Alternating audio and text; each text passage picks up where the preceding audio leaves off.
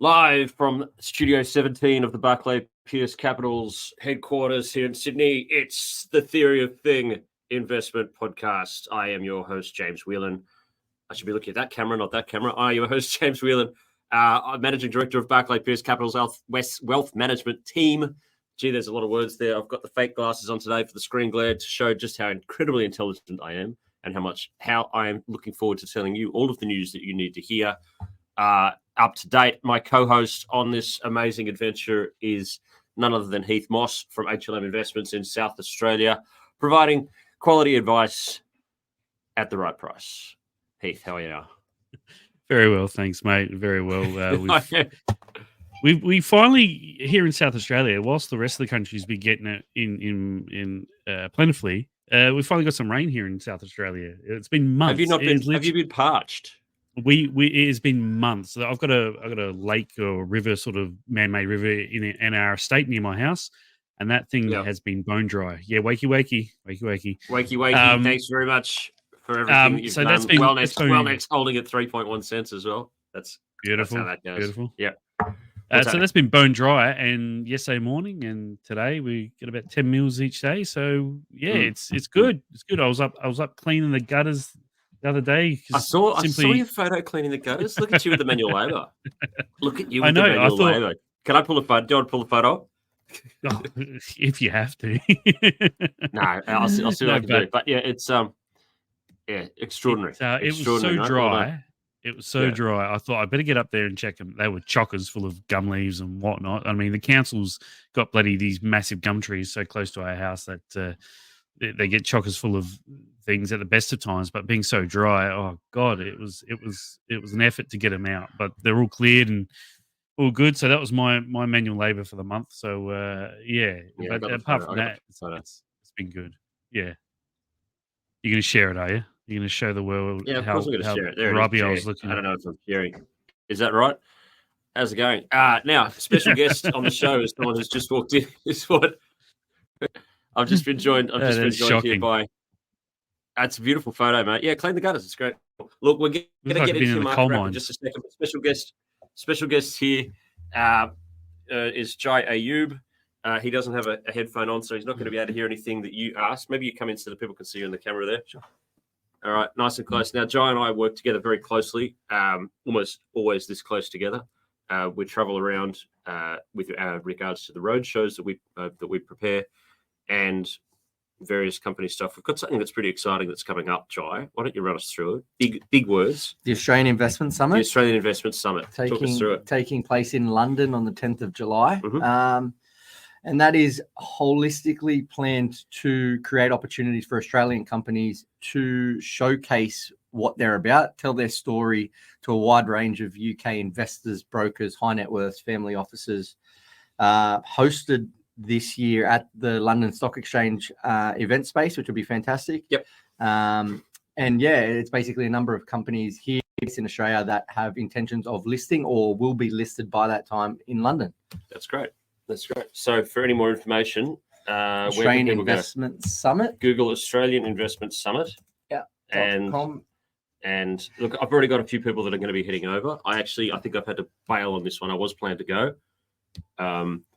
I think I've just got to mind the fort here while you guys get to go over and go and do that. It's going to be a good fun week. Wednesday's the main day, but Monday through Friday will be private meetings for the companies. It's basically like them on a little bit of a mini roadshow tour with the conference at the front and center of it. A really good presentation space, a good opportunity to yell at 100 investors who may not know about them, be invested in them, or it educates everybody internally about the dynamic between Australian companies into London. Yeah. And I've been getting more and more feedback, I've been in this industry for quite a while, long enough for me to be able to have this sort of opinion that I have found that dealing with London a lot more effective and a lot more efficient than it has been dealing with the ASX. Now, I'm not denigrating the ASX. I'm just saying it's a comparison between two things. Companies have come to me and said, I would rather pursue a London listing as opposed to an ASX listing at this current time. And that's me being very diplomatic, but also with the experience that I've got in the market to just say, there's things that you can do in Australia and things that you can't, and there's things that you can do in London. And I think that's where the direction for a lot of our companies The London Stock Exchange has been so supportive, super proactive about obtaining these companies. They obviously want them on their boards, but they're going over and above to make sure that we're comfortable, that the investors are comfortable, that the companies are comfortable, and everyone understands that the process involved is a supported one by the main board. Excellent. All right. That's it. The Australian Investment Summit. Check it out. It's in about a month's time. 10th of July. 10th of July. Fantastic. Okay. Thanks, mate. Good on you. Thank you. I'll talk to you soon. Yep. All right. Hey, there you go. A nice little bit. It is going to be great, and it's the decision had to be made about if I was going to go, and it was just like I've just got too much to do here building this business back up. So that's how that goes. Can't do everything. Yeah. Now, mate, as beautiful as you look with working down the coal mines, getting the black lung, with cleaning the gutters, it's great that you've got rain. And I was talking to someone from Perth who came over because I've just spent the last 2 days in Brisbane at the Australian Investment Summit.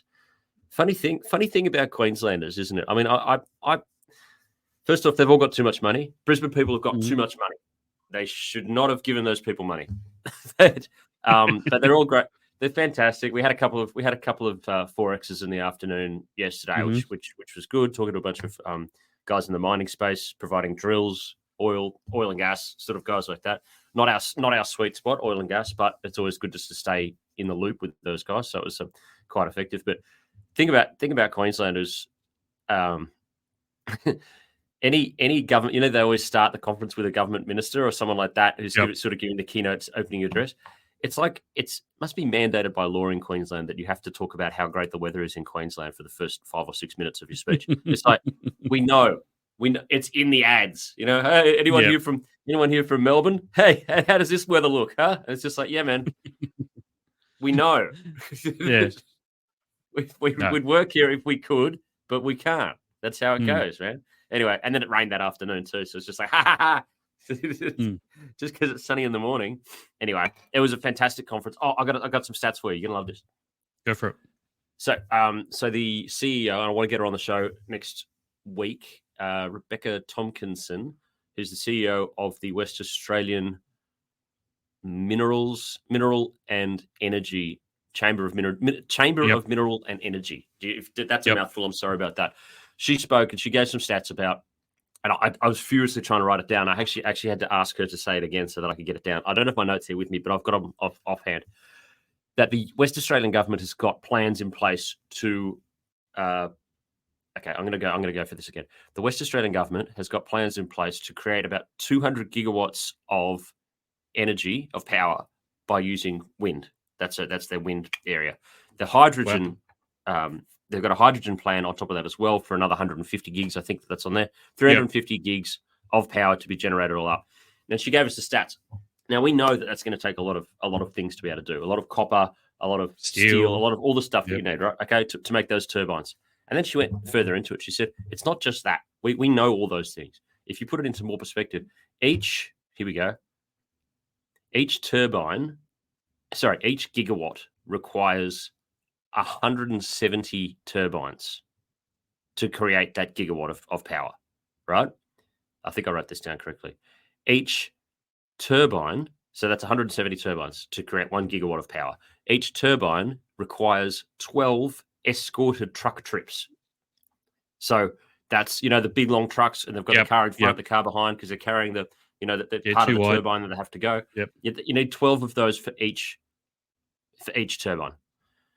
And then here's the kicker. So yes, that's escorted, and that's stopping roads, moving power lines because it's taller than power lines. That's the logistics of one of those trips is a nightmare. You need 12 for each one. I've seen one of them transported onto the York Peninsula here in South Australia. It's they're massive. They're grand things. Yeah, and turning corners is not an easy thing with these bloody things. That is correct. So then she put the numbers. It's just like, so with all of that to generate all of just West Australia's energy requirements to create the gigawatts that they're trying to create, she said you need 306,000 escorted truck movements. So that when you put it into those sorts of terms, you're just like, that's not something that is going to be. It sounds ludicrous. If it doesn't sound possible. I'm sorry to say. No, and go. Also, I mean, when you're thinking about things and we talk about the how wind is emission free, etc., but those truck trips, they're all on diesel. They're all emitting something. People don't put that into their calculations when they're saying, these things are putting up an emission free. Well, they're actually not, because the steel to make them, the truck trips, etc. They all emit something. They've all got to be factored in. That's right. Yeah. So, or you could, you could spend 10 years and build a nuclear reactor and have yourself covered for all of that. I'm happy with that. Yeah, I would be too. Yeah. But, the sensible people are not here for that sort of thing. So that's how that goes. Mate, market wrap, and we're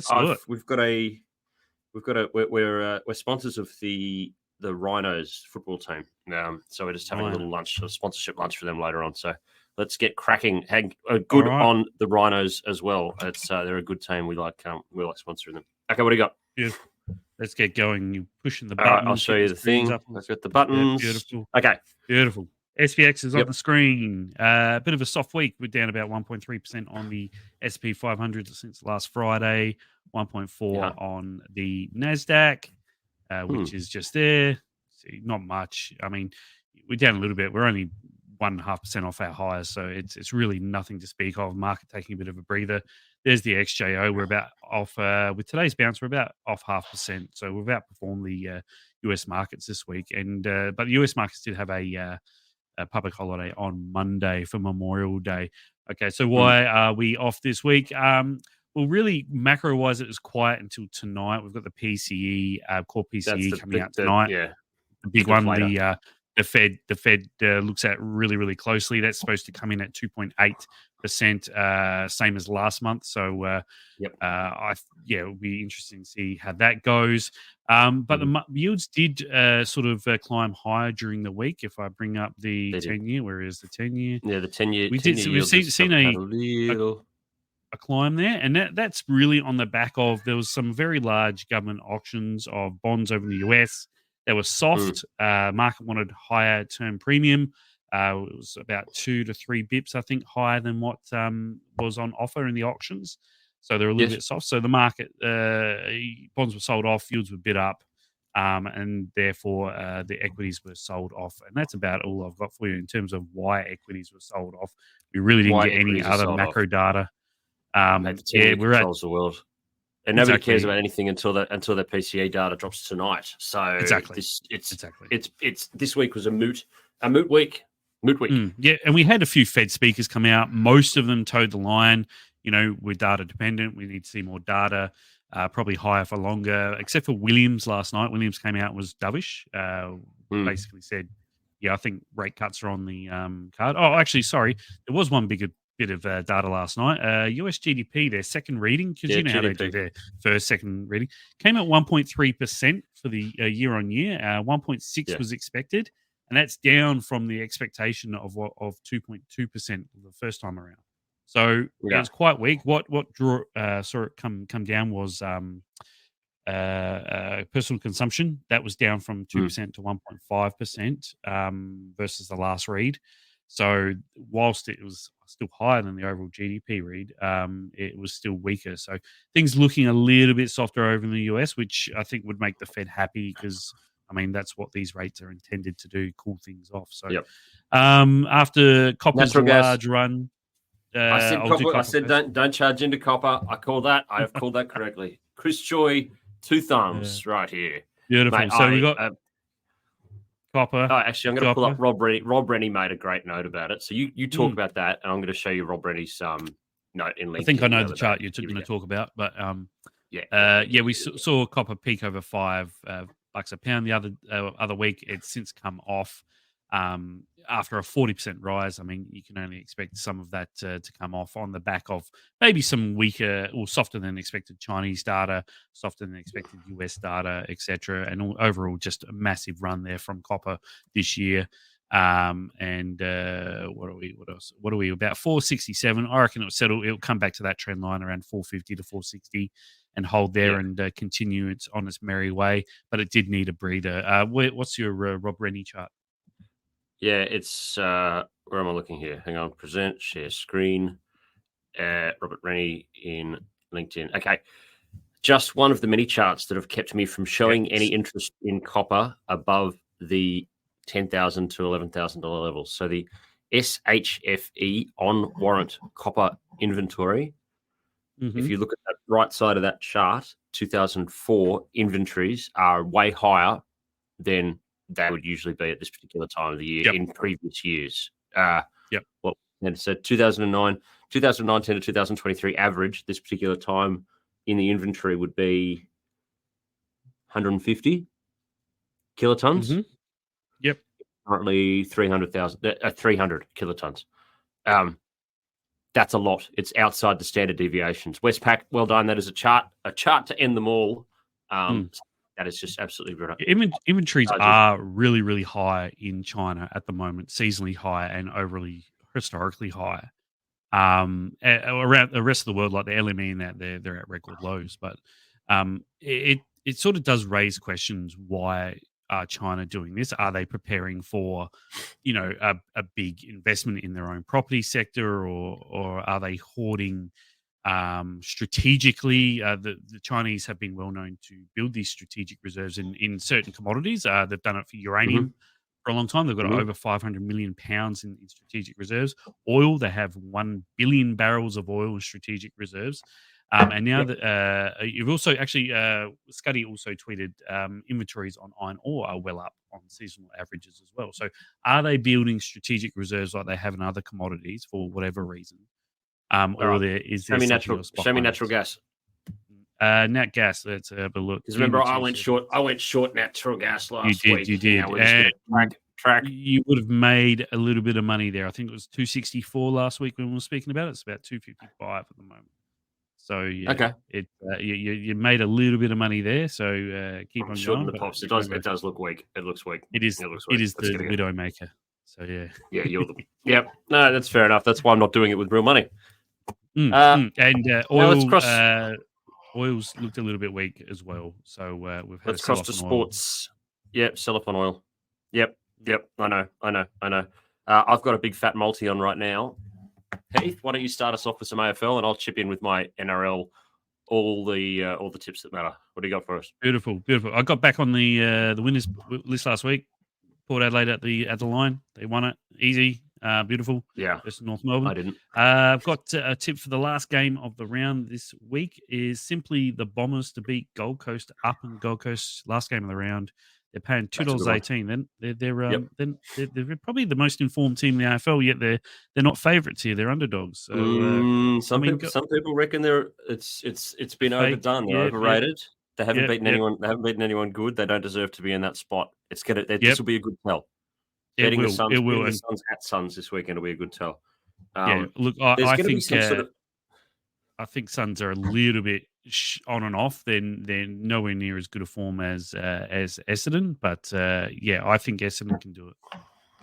The rich history having that type of season in the Gold Coast. Well, I've got a whole bunch of things that's going on here, so let's just talk you through my multi, which I've got running right now. Obviously, I've got the Rangers plus 1.5 into the Timberwolves outright, so don't worry about that. But I like Newcastle, I like Penrith, I like the Dolphins, and I like the Roosters. I think that those are 4 absolute locks. Mm-hmm. Raiders the only one that might knock over the Dolphins, but the Newcastle Knights into the Penrith Panthers, into the Dolphins of Gold Coast or wherever they are, into what are they called anyway? Into the Roosters, fantastic. Finally, by the time this drops, and I'm going to have to close it there because I got to roll. Yep. If you've got anything to add, otherwise I'd just like to just give a little note. No, go for it. A good friend of ours was lost, and this will come out. Maurice Farhad. This has affected me. Maurice Farhad, who was one of the old stalwarts of the ASX, everyone's friend, a great golfer and a great golfing buddy. We played once or twice for various corporate challenges. He passed away. That's now going through the market and a few things. He was just one of the legends. Sometimes you just have you have these people there. It just makes the industry worthwhile, makes everything worthwhile. We lost a friend. So thinking of you, mate. We'll raise a glass for you when it's appropriate to do so. But anyway, moving on. So Thanks, mate, for everything that you've done, and cheers for joining us today. Final bids, last bids, otherwise it's going to go. Thank you very much to Jai Ayoub for joining us with regards to the Australian Investment Summit. That's going to be an absolute cracker. What do you got for us, Heath? And then I'm going to close it off. I'm going to go enjoy this rain. Good on you, mate. Oh yeah, so it's West Australia, no rain. I didn't know how dry it was over there either. Incredible. Weird. Yeah. Send some more our way, guys. Over on the East Coast, send some rain our way. Yeah, I'll do that. All the things that I control, that's what it's going to be. I'm worrying about South Australian weather. Okay, mate. Thanks very much, everyone, for joining us. I'll talk to you later. Have yourself a great weekend, and I'll talk to you next week. Have a good one.